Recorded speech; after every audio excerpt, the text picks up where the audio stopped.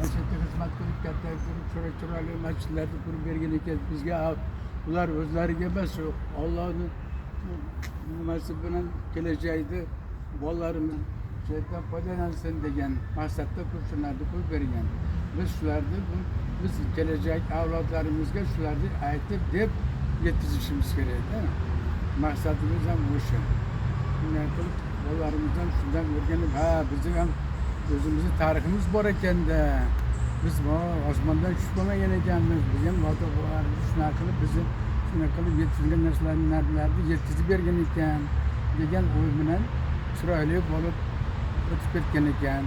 Endi biz ham o'shanga nima qilib, o'shandan ibrat olib, biz ham yaxshilik tomondan bir-birimizga nima qilmasdan, bir-birimizga do'st, birodar bo'lib yashashga Xudo o'zi nasib qilsin deb tarbiya berib borishimiz kerak.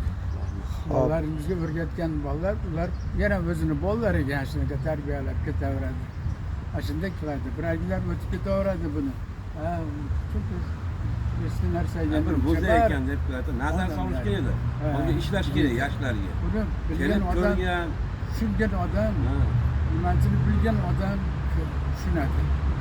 Qayerlardan odamlar keladi, dunyoda qayerlardan. Avval buni tarixini kitoblarini o'qish kerak. Tarixni kitob biz qaysi zamonda yashaganmiz, qaysi zamonda ota-bobolarimiz qaysi zamonda qanaqa qiyinchiliklarda yashagan. Aslida biz ham bir-birimizni hurmatli, e'tibor bilan yashab kelgan ota-bobolarimiz bor. Bizlarga ashlardan biz tarbiya olganmiz. Bizdan endi bolalarimizga ham o'rgatishimiz kerak. Shuyerda xizmat qilganlarga ham minnatdorchilik bildiramiz. Qarab, buncha narsa bu.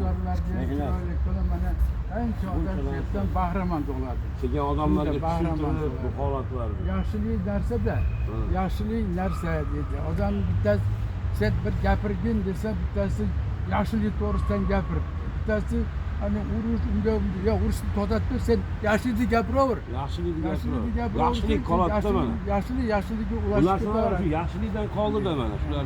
Niyat toza etdi. Mana ular ham mana yoki 100 yillik shinarlar bor. Qarab yurganlardan ham Alloh rozi bo'lsin. Rahmat. Bunchalik fidoyi odamlar bor ekan, shuyerda xizmat qilayotgan. Hammasidan Alloh rozi bo'lsin. Sog' bo'linglar, xush kelibsizlar. Yana kutamiz. Qolganlarni ham olib kelinglar. Bo'pti, birodar.